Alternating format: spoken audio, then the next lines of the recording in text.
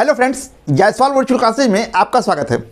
Friends, यह practice set series की video है जिसमें इस टॉपिक से जितने भी क्वेश्चन परीक्षाओं में पूछे गए हैं या जितने भी टाइप से क्वेश्चन बन सकते हैं या पूछने की संभावना है, उन समस्त क्वेश्चनों को संग्रहित करके इस वीडियोज में रखने का प्रयास किया गया है, जिससे आपकी तैयारी बेहतर से बेहतर हो सके और जब भी इस वीडियो को देख करके आप परीक्षा में जाएं तो यहां से आपके कोई भी क्वेश्चन गलत ना होने पाए।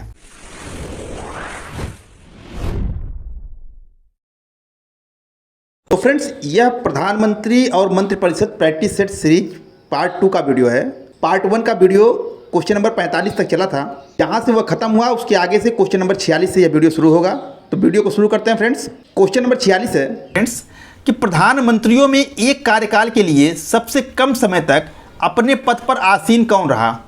चौधरी चरण सिंह, अटल बिहारी वाजपेयी, एच.डी. देवगौड़ा, मोरारजी देसाई। तो फ्रेंड देखिए, हमारा उत्तर हो जाएगा बी, अटल बिहारी वाजपेयी। अटल बिहारी वाजपेयी जब 96 में प्रधानमंत्री बने थे तो वो मात्र 13 दिन के लिए प्रधानमंत्री बने थे। तो अब एक ही कार्यकाल में पूछा है, तो एक ही कार्यकाल में सबसे कम समय तक अटल बिहारी वाजपेयी जो है वो प्रधानमंत्री के पद पर रहे हैं। इसके पहले कार्यवाहक प्रधानमंत्री के रूप में गुलजारी लाल नंदा का भी कार्यकाल 13 दिन रहा है, लेकिन वो कार्यवाहक प्रधानमंत्री थे। ठीक है फ्रेंड्स, तो अटल बिहारी वाजपेयी उत्तर हमारा सही होगा। क्वेश्चन नंबर 46 का भी सही है। क्वेश्चन नंबर 47 है फ्रेंड्स कि स्वतंत्र भारत के प्रथम वित्त मंत्री कौन थे? गुलजारी लाल नंदा, जान मथाई, श्री कृष्णामाचारी, श्रीमती सरोजिनी नायडू। तो फ्रेंड्स देखिए, हमारा उत्तर हो जाएगा बी, श्री जान मथाई। जान मथाई स्वतंत्र भारत के पहले वित्त मंत्री थे। क्वेश्चन नंबर 47 का बी सही है। क्वेश्चन नंबर 48 है फ्रेंड्स कि मनमोहन सिंह के संबंध में निम्न में से कौन सा कथन सही नहीं है? भारत के पूर्व वित्त मंत्री थे, वित्त आयोग के पूर्व अध्यक्ष थे, भारतीय रिजर्व बैंक के पूर्व गवर्नर थे, अंतर्राष्ट्रीय मुद्रा कोष में भारत के पूर्व प्रतिनिधि थे। तो फ्रेंड्स देखिए, हमारा उत्तर हो जाएगा बी, वित्त आयोग के पूर्व अध्यक्ष थे। मनमोहन सिंह के विषय में यही गलत है, बाकी जिसको छोड़ करके जो तीनों हैं वो मनमोहन सिंह के विषय में सही हैं। तो हमारा उत्तर बी हो जाएगा। क्वेश्चन नंबर 48 का बी सही है। क्वेश्चन नंबर 49 है फ्रेंड्स कि किसने कहा कि मंत्रिमंडल राज्य रूपी जहाज का यंत्र है और प्रधानमंत्री उसका चालक? लास्की ने, रेमजे म्योर ने, गार्डनर ने या विलियम हारकोर्ट ने? तो फ्रेंड्स देखिए, हमारा उत्तर हो जाएगा बी, रेमजे म्योर। प्रधानमंत्री के विषय में और उसका मंत्रिमंडल के विषय में यह स्टेटमेंट जो है वो रेमजे म्योर का है, जिन्होंने कहा कि मंत्रिमंडल यदि राज्य रूपी जहाज का यंत्र है तो प्रधानमंत्री उसका चालक है। क्वेश्चन नंबर 49 का बी, रेमजे म्योर सही होगा। क्वेश्चन नंबर 50 है फ्रेंड्स कि भारत के किस प्रधानमंत्री की मृत्यु देश के बाहर हुई? ए, जवाहरलाल नेहरू, बी, मोरारजी देसाई, सी, लाल बहादुर शास्त्री या डी, चरण सिंह? तो फ्रेंड्स देखिए, हमारा उत्तर हो जाएगा सी, लाल बहादुर शास्त्री।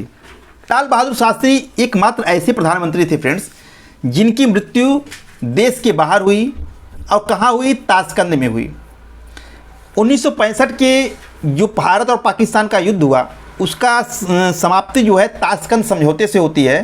ताशकंद में भारत और पाकिस्तान के बीच समझौता होता है और उसी समझौते पर हस्ताक्षर करने के कुछ ही घंटों बाद जो है उनकी मृत्यु हो जाती है, जो कि आज तक रहस्य बना हुआ है कि उनकी मृत्यु कैसे हुई है। तो किस प्रधानमंत्री की मृत्यु देश के बाहर हुई? तो लाल बहादुर शास्त्री की मृत्यु देश के बाहर हुई। क्वेश्चन नंबर 50 का सी सही है। क्वेश्चन नंबर 51 है फ्रेंड्स कि निम्नलिखित में से कौन भारत के प्रधानमंत्री बनने से पूर्व किसी राज्य के मुख्यमंत्री नहीं रहे थे? मोरारजी देसाई, पी.वी. नरसिम्हा राव, चरण सिंह या चंद्रशेखर?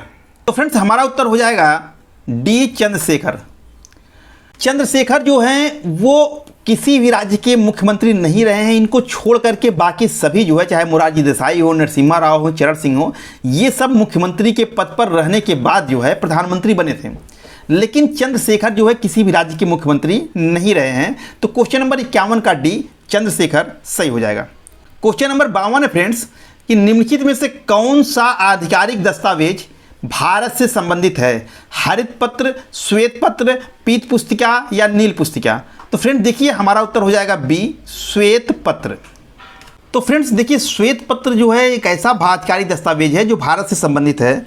श्वेत पत्र क्या होता है कि एक ऐसा तरीका होता है जिससे कि सरकार जो है वो कानून बनाने से पहले जो है अपनी नीतिगत प्राथमिकताएं प्रस्तुत कर सकती है श्वेत पत्र निकाल करके, और इस पे जो है विवादास्पद जो मुद्दे हैं उस पर जो है, या जो नीतिगत के मुद्दे हैं उस पर जो है वो जनता की राय ले सकती है। ठीक है, तो श्वेत पत्र जो है वो भारत सरकार का दस्तावेज होता है। तो 52 का बी श्वेत पत्र सही है।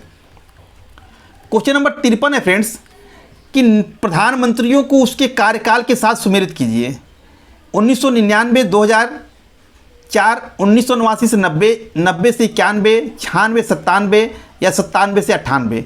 तो फ्रेंड देखिए, 1999 से लेकर 2004 तक जो है वो अटल बिहारी वाजपेयी जो प्रधानमंत्री रहे हैं। 1989 से लेकर के 90 तक जो है वो बीपी सिंह जो है प्रधानमंत्री रहे हैं।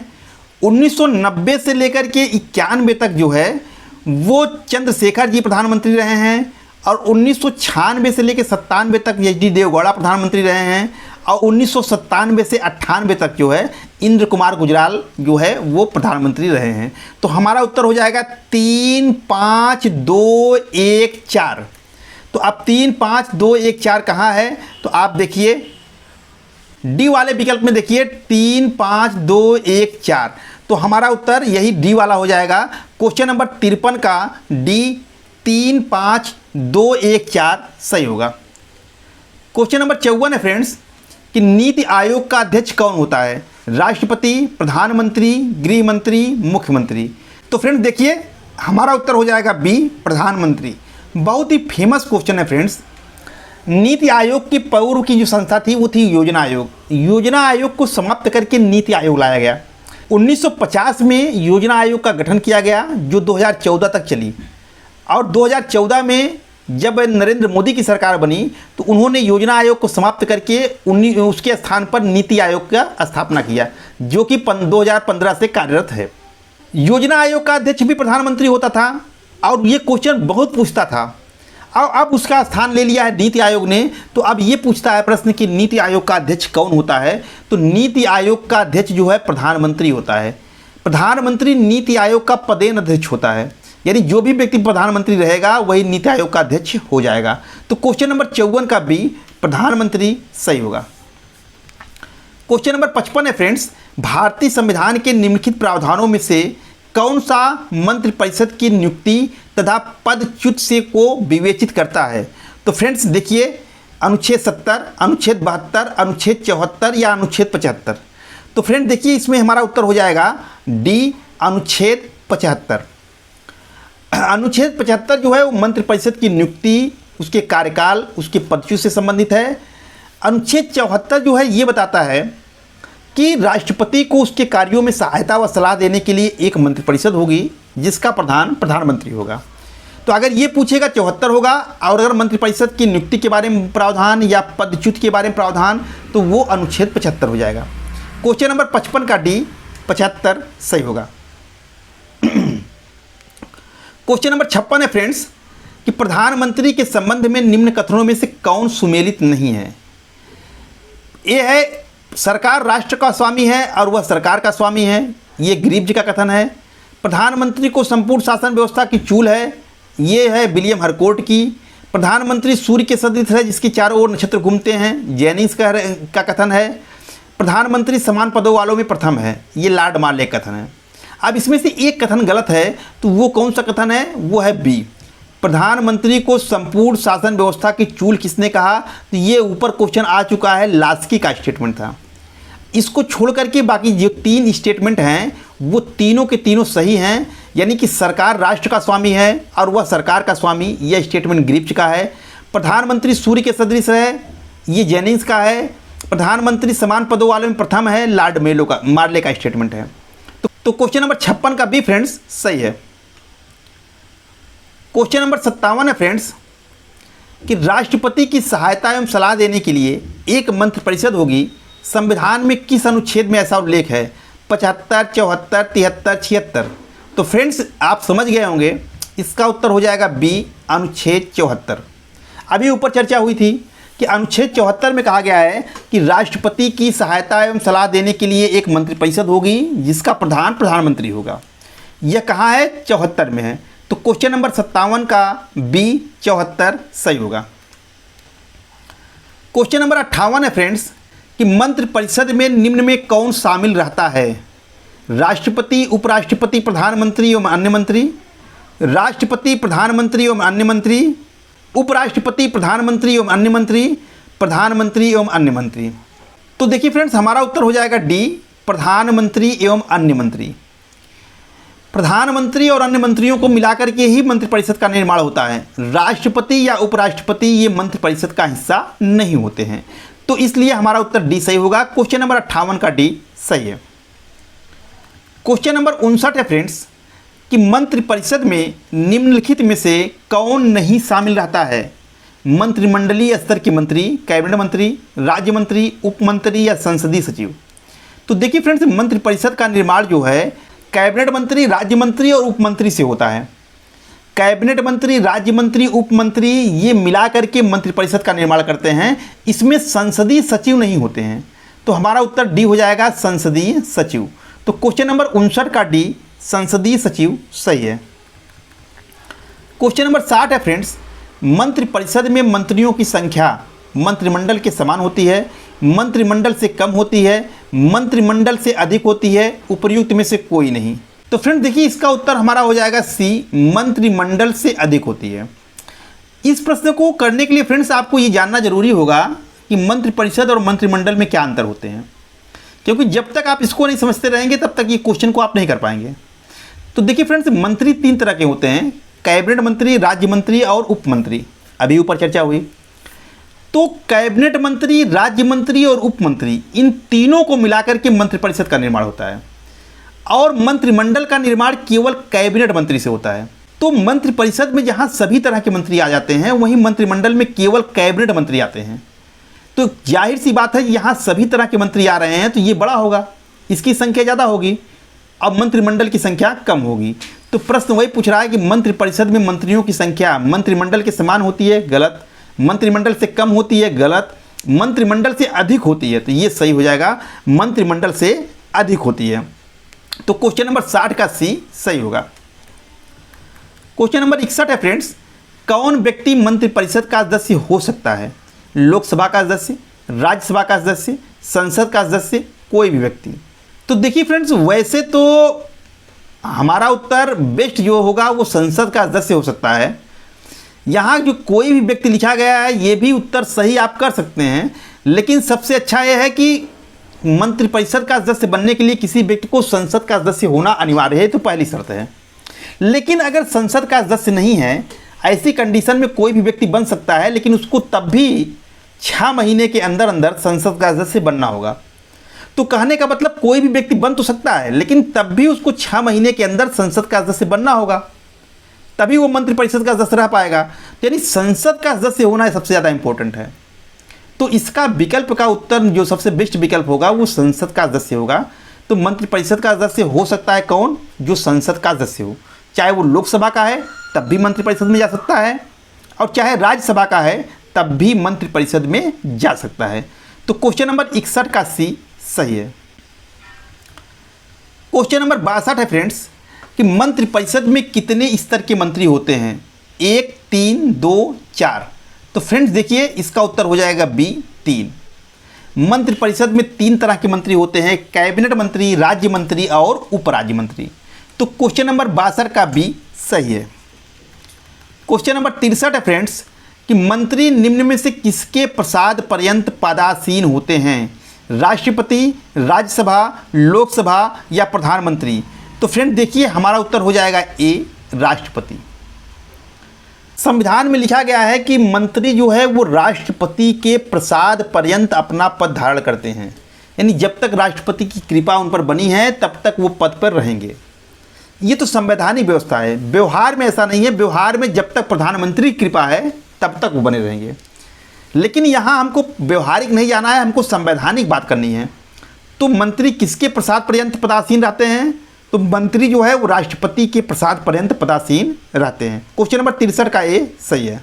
क्वेश्चन नंबर 64 है फ्रेंड्स मंत्रिपरिषद में वरीयता की दृष्टि से मंत्रियों का सही क्रम कौन सा है? कैबिनेट मंत्री, राज्य मंत्री, उपमंत्री, कैबिनेट मंत्री, उपमंत्री, राज्य मंत्री, राज्य मंत्री, उपमंत्री, कैबिनेट मंत्री, कैबिनेट मंत्री, राज्य मंत्री, राज्य उपमंत्री और उपमंत्री। तो फ्रेंड्स देखिए, सबसे अच्छा जो है हमारा उत्तर क्या सही होगा? ए, कैबिनेट मंत्री, राज्य मंत्री और उपमंत्री। कैबिनेट मंत्री जो है तीनों मंत्रियों में, यानी हर विभाग में 3 मंत्री होते हैं। हर विभाग में कैबिनेट मंत्री, राज्य मंत्री और उपमंत्री तीनों पाए जाएंगे, यानी एक विभाग में 3 मंत्री होते हैं। लेकिन इसका सबसे मुखिया, सबसे बड़ा मंत्री कौन होगा? कैबिनेट मंत्री, इसके बाद राज्य मंत्री, इसके बाद उपमंत्री। तो ये इसकी वरीयता क्रम सही है। तो हमारा उत्तर 64 का ए सही हो जाएगा। क्वेश्चन नंबर 65 है फ्रेंड्स कि कैबिनेट का तात्पर्य क्या है? शासन के सभी मंत्रीगण, कैबिनेट स्तर के मंत्री, अपने सचिवों के साथ कैबिनेट स्तर के मंत्री, राज्य मंत्रीगण। तो फ्रेंड देखिए, हमारा उत्तर हो जाएगा बी, कैबिनेट स्तर के मंत्री। कैबिनेट स्तर के जितने मंत्री होते हैं उनका समूह जो है वो मंत्रिमंडल कहते हैं। मंत्रिमंडल को ही आप कैबिनेट कह सकते हो। कैबिनेट का मतलब कैबिनेट स्तर के मंत्री। तो हमारा उत्तर 65 का बी सही होगा।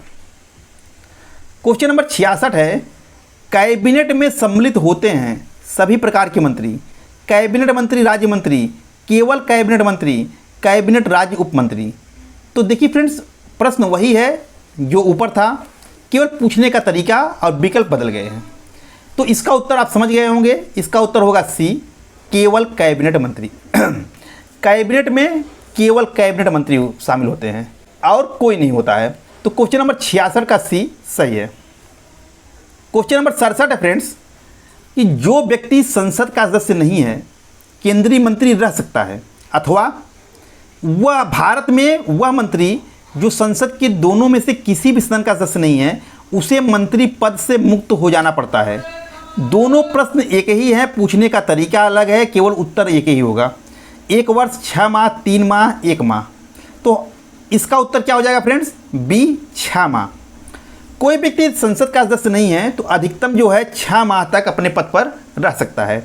और दूसरी चीज़ फ्रेंड्स, कोई व्यक्ति यदि संसद का सदस्य नहीं है और मंत्री बन जाता है तो उसे 6 महीने के अंदर अगर सदस्य नहीं बन पाएगा तो उसको मुक्त हो जाना पड़ेगा, अपने पद को छोड़ना पड़ेगा। तो इस प्रश्न का उत्तर क्या होगा? बी, 6 माह। क्वेश्चन नंबर 67 का बी, 6 माह सही होगा।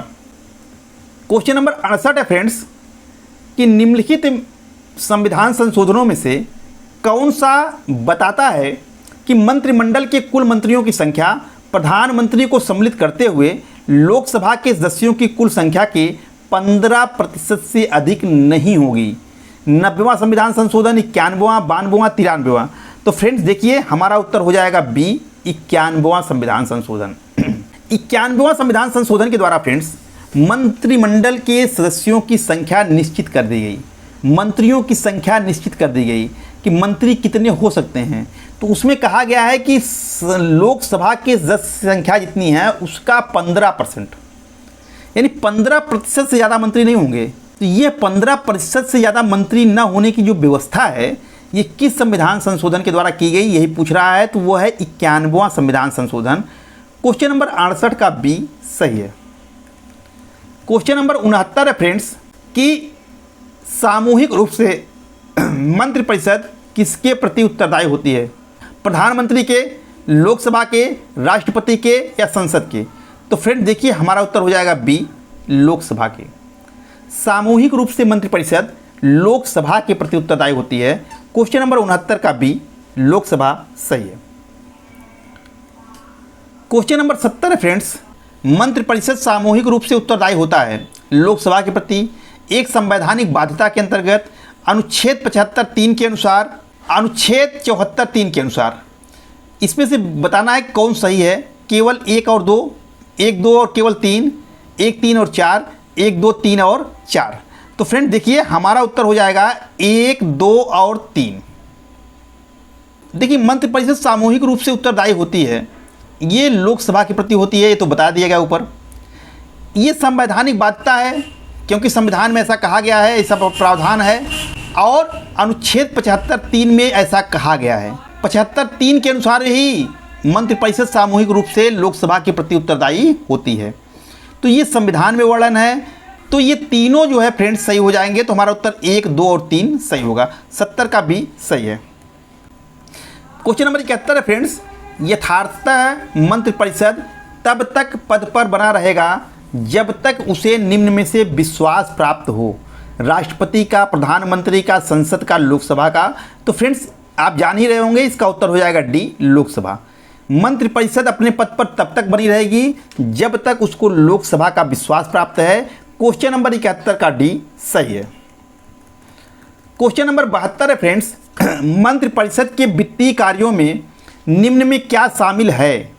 बजट तैयार कर संसद में पेश करना, भारत के आकस्मिक नीति से किए जाने वाले व्यय को नियंत्रित करना, कोई विधेयक धन विधेयक है या नहीं प्रमाणित करना, समय समय पर वित्त आयोग की नियुक्ति करना। तो देखिए फ्रेंड्स, मंत्रिपरिषद का कार्य जो है वो ये सही होगा वित्तीय कार्यों के संबंध में। मंत्रिपरिषद का जो वित्तीय कार्य है वो ये है कि वो बजट तैयार कर संसद में पेश करती है। इसको छोड़कर के बाकी अन्य कार्यों से उसका संबंध नहीं है। आकस्मिक नीति पर राष्ट्रपति का अधिकार होता है। कोई विधेयक धन विधेयक है या नहीं यह प्रमाणित करना लोकसभा अध्यक्ष का कार्य है। वित्त आयोग की नियुक्ति करना ये राष्ट्रपति का कार्य है। मंत्रिपरिषद का कार्य केवल यही है।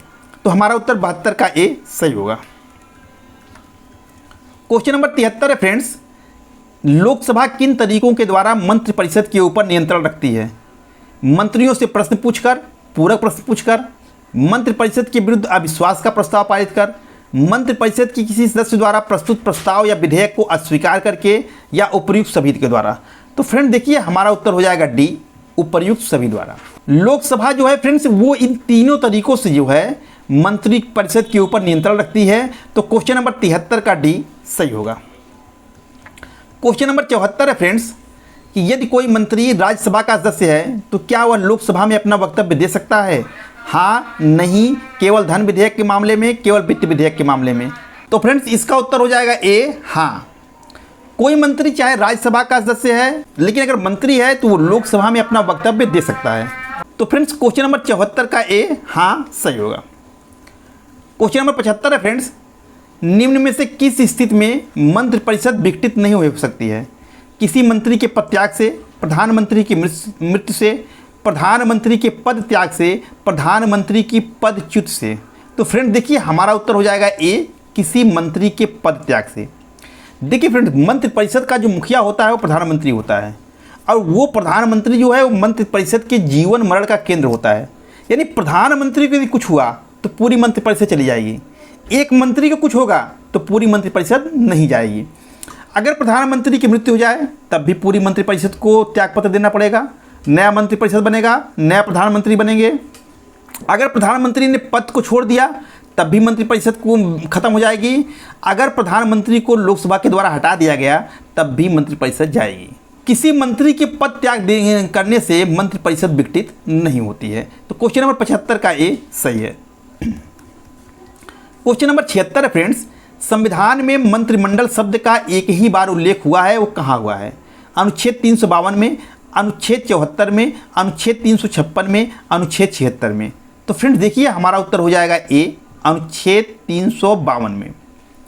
अनुच्छेद 352 फ्रेंड्स राष्ट्रीय आपात के बारे में व्यवस्था बताता है कि यदि हमारे देश का किसी के साथ युद्ध हो जाए, कोई बाहरी देश हमारे ऊपर आक्रमण कर दे और भारत के क्षेत्र में किसी जनता जो है शस्त्र लेकर के विद्रोह कर दे, तो ऐसी स्थिति में राष्ट्रपति को यह अधिकार है कि वह देश में संकट काल की घोषणा कर सकता है। अब इसी में जो है एक प्रावधान है कि राष्ट्रपति मंत्रिमंडल की लिखित परामर्श पर ही राष्ट्रीय आपात की घोषणा करेगा। तो यहाँ मंत्रिमंडल शब्द का प्रयोग किया गया है कि मंत्रिमंडल के लिखित परामर्श पर ही वह आपातकाल की घोषणा करेगा। तो ये मंत्रिमंडल शब्द संविधान में एक ही बार प्रयोग हुआ है और वो अनुच्छेद 352 में प्रयोग हुआ है। तो क्वेश्चन नंबर 76 का ए, 352 सही है। क्वेश्चन नंबर 77 है फ्रेंड्स, कि मंत्रिपरिषद के विरुद्ध अविश्वास प्रस्ताव लाने के लिए लोकसभा सदस्यों की संख्या होनी चाहिए। तो फ्रेंड देखिए ए 30, बी 40, सी 50 या डी 60। तो फ्रेंड्स हमारा उत्तर हो जाएगा सी 50। अविश्वास प्रस्ताव लाने के लिए कुछ सदस्य ला रहा है तो उसको कम से कम 50 सदस्यों का उस प्रस्ताव के लिए समर्थन होना चाहिए। तो 77 का सी 50 सही होगा। क्वेश्चन नंबर 78 है फ्रेंड्स, कि निम्नलिखित में से कौन सा एक प्रस्ताव भारत में मंत्रिपरिषद रख सकती है? अविश्वास प्रस्ताव, भर्त्सना का प्रस्ताव, स्थगन प्रस्ताव या विश्वास प्रस्ताव। तो फ्रेंड देखिए हमारा उत्तर हो जाएगा डी, विश्वास प्रस्ताव। जब पढ़ाया गया था तो बताया गया था फ्रेंड्स, अविश्वास का प्रस्ताव विपक्ष लाता है, लेकिन विश्वास का प्रस्ताव जो है वो मंत्रिपरिषद लाती है। तो प्रश्न यही पूछा है कि कौन सा एक प्रस्ताव भारत में मंत्रिपरिषद रख सकती है? तो वह है विश्वास का प्रस्ताव। क्वेश्चन नंबर 78 का डी, विश्वास का प्रस्ताव सही होगा। क्वेश्चन नंबर 79 है फ्रेंड्स, मंत्रिमंडल का प्रमुख कार्य निम्न में से क्या है? राष्ट्रीय नीति का निर्धारण करना, वैदेशिक संबंधों पर नियंत्रण रखना, बजट का निर्माण करना, उपर्युक्त सभी। तो फ्रेंड्स देखिए हमारा उत्तर हो जाएगा डी, उपर्युक्त सभी। मंत्रिमंडल का तीनों कार्य हैं, वो देश की राष्ट्रीय नीति का निर्धारण करता है, विदेशी संबंधों पर नियंत्रण रखता है, बजट का निर्माण करता है, तो उपर्युक्त सभी सही होगा। क्वेश्चन नंबर 79 का डी सही है। क्वेश्चन नंबर 80 है फ्रेंड्स, मंत्रि परिषद से पद त्याग देने के लिए मंत्री किसे अपना पद त्याग संबोधित करेगा? यानी प्रश्न ये पूछ रहा है कि कोई मंत्री जो है अपना पद छोड़ता है तो त्यागपत्र किसको देगा? राष्ट्रपति को, प्रधानमंत्री को, लोकसभा के अध्यक्ष को, या उपर्युक्त में से किसी को नहीं? तो फ्रेंड देखिए हमारा उत्तर हो जाएगा ए, राष्ट्रपति को। कोई मंत्री यदि अपना पद छोड़ता है तो वो राष्ट्रपति को अपना त्यागपत्र देता है या राष्ट्रपति को संबोधित करके त्यागपत्र देगा। तो क्वेश्चन नंबर 80 का ए, राष्ट्रपति सही है। क्वेश्चन नंबर 81 है फ्रेंड्स, कि अपना त्यागपत्र देने के पश्चात भारत में एक मंत्री को अपने त्यागपत्र के विषय में लोकसभा में व्यक्तिगत वक्तव्य देने के लिए किसकी अनुमति की आवश्यकता होती है? प्रधानमंत्री की, राष्ट्रपति की, स्पीकर की या सर्वोच्च न्यायालय की? तो फ्रेंड देखिए हमारा उत्तर हो जाएगा सी, स्पीकर की। अगर फ्रेंड्स कोई अपना त्यागपत्र दे रहा है कोई मंत्री, तो त्यागपत्र के देने के विषय में यदि वो लोकसभा में अपना वक्तव्य देना चाहता है तो वह लोकसभा के अध्यक्ष यानी स्पीकर की अनुमति से ऐसा कर सकता है। तो क्वेश्चन नंबर 81 का सी, स्पीकर सही होगा। क्वेश्चन नंबर 82 है फ्रेंड्स, भारतीय संविधान के संदर्भ में निम्नलिखित कथनों पर विचार कीजिए। ए है कि संघ मंत्रिपरिषद लोकसभा के प्रति सामूहिक रूप से उत्तरदायी होगी। बी है कि संघ के मंत्री प्रधानमंत्री के प्रसाद पर्यंत अपना पद धारण करते हैं। इनमें से केवल एक सही है। बी कह रहा है कि 1 और 2 दोनों सही है। सी कह रहा है ना तो 1 सही है ना तो 2 सही है। डी कह रहा है केवल 2 सही है। तो फ्रेंड देखिए हमारा उत्तर हो जाएगा ए, केवल 1 सही है। संघ मंत्रिपरिषद लोकसभा के प्रति सामूहिक रूप से उत्तरदायी है, ये तो सही है। और मंत्री जो है वो प्रधानमंत्री के प्रसाद पर्यंत नहीं बल्कि राष्ट्रपति के प्रसाद पर्यंत पद धारण करते हैं। अभी ऊपर चर्चा भी हुई थी, तो ये दूसरा गलत है। तो पहला हमारा सही होगा, तो हमारा उत्तर हो जाएगा ए, केवल 1 सही है। 82 का ए सही है। क्वेश्चन नंबर 83 है फ्रेंड्स, संघीय मंत्रिपरिषद से परित्याग करने वाले प्रथम मंत्री कौन था? सरदार पटेल, मोरारजी देसाई, देवीलाल या श्यामा प्रसाद मुखर्जी? तो फ्रेंड्स देखिए हमारा उत्तर हो जाएगा श्यामा प्रसाद मुखर्जी। संघीय मंत्रिपरिषद से पद त्याग करने वाले पहले मंत्री जो थे वो थे श्यामा प्रसाद मुखर्जी। ये जो थे फ्रेंड्स जवाहरलाल नेहरू की कश्मीर को लेकर जो नीति थी उससे असंतुष्ट थे और असंतुष्ट होने के कारण इन्होंने मंत्रिपरिषद से त्यागपत्र दिया। तो संघीय मंत्रिपरिषद को छोड़ने वाले, उससे पद त्याग करने वाले जो पहले व्यक्ति थे वो थे श्यामा प्रसाद मुखर्जी। क्वेश्चन नंबर 83 का डी, श्यामा प्रसाद मुखर्जी सही होगा। क्वेश्चन नंबर 84 है फ्रेंड्स, उप प्रधानमंत्री पद सृजन मूल संविधान के अंतर्गत हुआ था, संविधान प्रावधानों से हटकर हुआ, 44वें संविधान संशोधन के द्वारा हुआ या 50वें संविधान संशोधन के द्वारा हुआ? तो देखिए फ्रेंड्स हमारा उत्तर हो जाएगा बी, संविधान के प्रावधानों से हटकर हुआ। फ्रेंड्स संविधान में उप प्रधानमंत्री पद के लिए कोई व्यवस्था नहीं है। इसको तो केवल अपनी सुविधा के लिए, राजनीतिक जो संघर्ष है उसको ख़त्म करने के लिए इस पद का सृजन किया गया है। संविधान में इस तरह से कोई प्रावधान नहीं है। तो हमारा उत्तर क्या होगा? संविधान के प्रावधानों से हटकर हुआ है। तो क्वेश्चन नंबर 84 का बी सही होगा। क्वेश्चन नंबर 85 है फ्रेंड्स, भारत का पहला उप प्रधानमंत्री कौन रहा है? सरदार पटेल, आचार्य JB कृपलानी, मोरारजी देसाई या देवीलाल? तो फ्रेंड्स हमारा उत्तर हो जाएगा ए, सरदार पटेल। फ्रेंड्स सरदार पटेल जो है वो भारत के पहले उप प्रधानमंत्री थे जो कि प्रधानमंत्री पंडित जवाहरलाल नेहरू के मंत्रिपरिषद में उप प्रधानमंत्री के पद पर थे। उप प्रधानमंत्री का पद फ्रेंड्स कोई संवैधानिक पद नहीं है, लेकिन एक परंपरा के तहत जो है इसका गठन किया गया है। तो उप प्रधानमंत्री कोई व्यक्ति बना दिया जाता है तो इसका मतलब है कि प्रधानमंत्री के बाद जो है कैबिनेट में सेकंड पोजीशन उसी की होती है। ठीक है, तो सरदार पटेल जो है वो भारत के पहले उप प्रधानमंत्री थे। क्वेश्चन नंबर 85 का ए सही है। क्वेश्चन नंबर 86 है फ्रेंड्स कि निम्नलिखित में से कौन भारत के उप प्रधानमंत्री नहीं रहे हैं? सरदार वल्लभ भाई पटेल, चरण सिंह, लाल कृष्ण आडवाणी, बी डी जत्ती। तो फ्रेंड देखिए हमारा उत्तर हो जाएगा डी, बी डी जत्ती। वल्लभ भाई पटेल, चरण सिंह, लाल कृष्ण आडवाणी तीनों जो है उप प्रधानमंत्री रहे हैं। बी डी जत्ती कभी भी उप प्रधानमंत्री नहीं रहे हैं। तो क्वेश्चन नंबर 86 का डी, बी डी जत्ती सही होगा। क्वेश्चन नंबर 87 है फ्रेंड्स कि किस प्रधानमंत्री के कार्यकाल में दो उप प्रधानमंत्री एक साथ नियुक्त हुए? इंदिरा गांधी, जवाहरलाल नेहरू, मोरारजी देसाई या बीपी सिंह। तो फ्रेंड देखिए हमारा उत्तर हो जाएगा सी, मोरारजी देसाई। मोरारजी देसाई के समय में फ्रेंड्स दो उप प्रधानमंत्री एक साथ थे, जगजीवन राम और चौधरी चरण सिंह। तो प्रश्न यही पूछा है किस प्रधानमंत्री के काल में दो उप प्रधानमंत्री एक साथ नियुक्त हुए? तो वो थे मोरारजी देसाई के समय में। क्वेश्चन नंबर 87 का सी, मोरारजी देसाई सही है। क्वेश्चन नंबर 88 है फ्रेंड्स, भारत सरकार में सबसे ऊंचे पद का सिविलियन अधिकारी कौन है? गृह सचिव, मंत्रिमंडलीय सचिव, रक्षा सचिव, दिल्ली का उपराज्यपाल। तो फ्रेंड देखिए हमारा उत्तर हो जाएगा बी, मंत्रिमंडलीय सचिव। यहाँ थोड़ा टाइप में फ्रेंड्स ऊपर नीचे हो गया है, ए के बाद बी होना चाहिए, फिर सी होना चाहिए, फिर डी, लेकिन आप नाम से देखिए यहाँ बी टाइप होना चाहिए, सी हो गया था। तो आप इसको छोड़िए, आप सिर्फ ये देखिए कि भारत सरकार में सबसे ऊंचे पद का सिविलियन अधिकारी कौन होता है? तो वो होता है मंत्रिमंडलीय सचिव। क्वेश्चन नंबर 88 का बी, मंत्रिमंडलीय सचिव सही होगा। क्वेश्चन नंबर 89 है फ्रेंड्स, निम्नलिखित में से किसे संसद को संबोधित करने का अधिकार प्राप्त है? भारत के महान्यायवादी को, भारत के मुख्य चुनाव आयुक्त को, भारत के मुख्य न्यायाधीश को या राष्ट्रीय सुरक्षा सलाहकार को? तो फ्रेंड्स देखिए हमारा उत्तर हो जाएगा ए, भारत के महान्यायवादी को। फ्रेंड्स भारत का महान्यायवादी संसद का सदस्य नहीं होता है, लेकिन इसके बावजूद भी संसद की बैठकों में भाग ले सकता है और संसद के बैठकों में भाग लेकर के उसको संबोधित भी कर सकता है। तो हमारा उत्तर क्या हो जाएगा?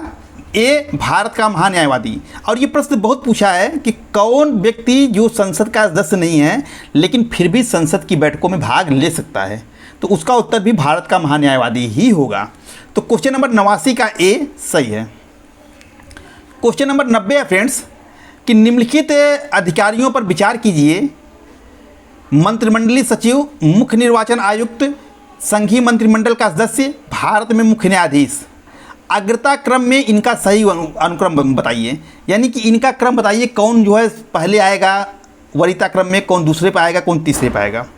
तो फ्रेंड देखिए विकल्प में दिया 3 4 2 1, 4 3 2 1, 4 3 1 2 या 3 4 1 2। तो फ्रेंड देखिए सबसे पहले वरीयता क्रम में आएंगे भारत के मुख्य न्यायाधीश, इसके बाद आएंगे संघीय मंत्रिमंडल के सदस्य, इसके बाद मुख्य निर्वाचन आयुक्त, इसके बाद मंत्रिमंडलीय सचिव। तो हमारा क्रम क्या होगा? 4 3 2 1। तो हमारा उत्तर हो जाएगा बी, 4 3 2 1, यही हमारा उत्तर सही होगा। तो क्वेश्चन नंबर 90 का बी, 4 3 2 1 सही है। फ्रेंड्स क्या आप टीजीटी सामाजिक विज्ञान, पीजीटी सिविक्स या पॉलिटिकल साइंस से नेट जेआरएफ की तैयारी करना चाह रहे हैं? तो बिना देरी किए हुए प्ले स्टोर पर जाइए और जायसवाल वर्चुअल क्लासेज के ऐप को डाउनलोड कीजिए। ऐप डाउनलोड करने के लिए प्ले स्टोर में जाकर के टाइप कीजिए जायसवाल वर्चुअल क्लासेज और सर्च कीजिए। आपको कुछ इस तरह से इंटरफेस खुल के सामने आएगा और वहाँ जायसवाल वर्चुअल क्लासेज का आपको लोगो दिखाई दे रहा होगा, उस पर क्लिक कीजिए और लोगो सहित जायसवाल वर्चुअल क्लासेज लिखा हुआ कुछ इस तरह का इंटरफेस आपके सामने आएगा। आप इंस्टॉल का बटन दबा दीजिए। इंस्टॉल होने के बाद ओपन का बटन दबाएंगे तो जायसवाल वर्चुअल क्लासेज का ऐप खुल जाएगा। यहाँ पर आपको लॉगिन करने के लिए मोबाइल नंबर और कुछ परमिशन मांगा जाएगा। जैसे ही आप मोबाइल नंबर डाल के परमिशन देते हैं ऐप चालू हो जाएगा और सारी सूचनाएं यहीं पर मिल जाएंगी। तो बिना देरी किए फ्रेंड्स ऐप को डाउनलोड कीजिए। तो फ्रेंड्स इसी के साथ ये वीडियो यहीं पर समाप्त होता है। मुझे उम्मीद है कि यह वीडियो आपको अच्छी लगी होगी।